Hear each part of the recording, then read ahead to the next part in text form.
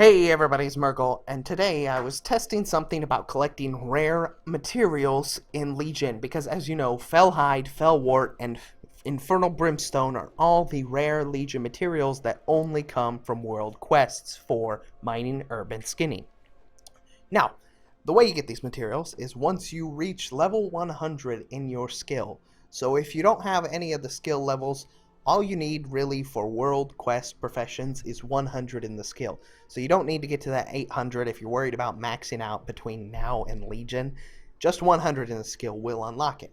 Now, it came to mind, I was testing ways that maybe you could use this to your advantage, and it depends on the price of these materials if it will be worth it. Now, the reason I say this is, alright, so I got to 100 in skinning, and then sure enough, as soon as I hit 100, I could see the world quests right now. I didn't have to wait nothing, they immediately appeared, and I could see world quests for skinning. I went and did the skinning world quest. Got my Fellhide, 4 of them, and then I dropped skinning, and I got to 100 again because I was curious if it would reappear.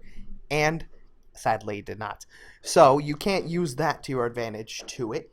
You can't really abuse it and get tons of Fellhide, but in a way you can, right?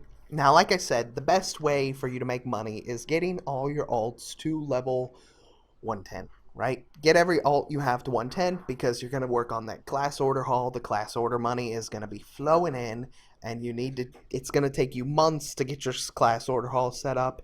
So it's best if you just level right now and get yourself to that point, at least where you can start optimizing your class order haul.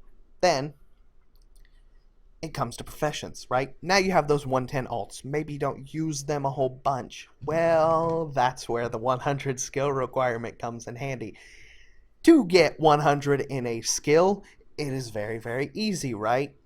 It takes only a few minutes if you know exactly what you're doing and which ones to collect. Like for herbalism, I think the fastest way you can do herbalism, which is what I did, I got to 100 very, very quickly in Uldum. If you collect Uldum, Whiptail, and Cinderbloom, it can take you just a few minutes going around here, and you'll get the 100 in the skill just like that. It's really, really fast.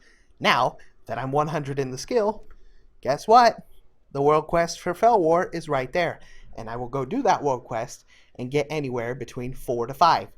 Now, there's a downfall to every single thing you do, right?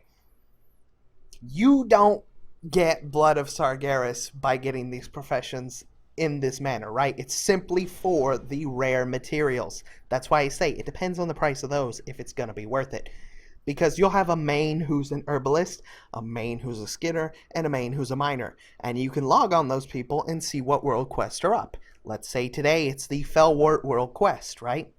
Well, maybe your alts, the 110 alts you have, are mining and herb, but the skinning world quest is up, right? Let's just say that. The mining and herb, but now the skinning world quest is up. You can drop them because they're only level 100 in the skill. It's not a big deal.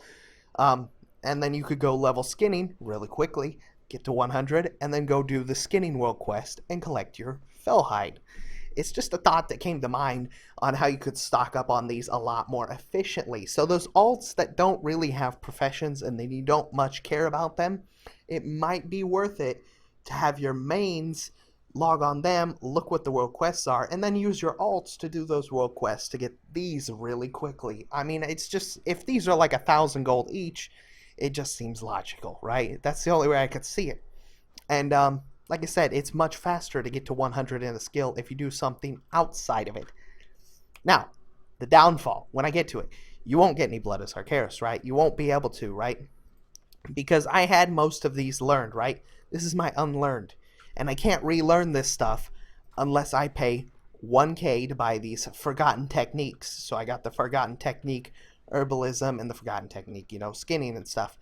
And if I were to learn these, it's going to unlock everything I had originally unlocked when I was an herbalist. So I can't relearn these things unless I take this book.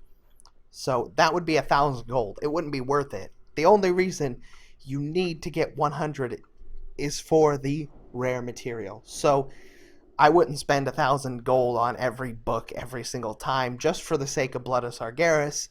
especially if they're alts and especially if you have no intention of using them for anything else. If you were to do this on your main, however, it might make sense to go back and get all these abilities.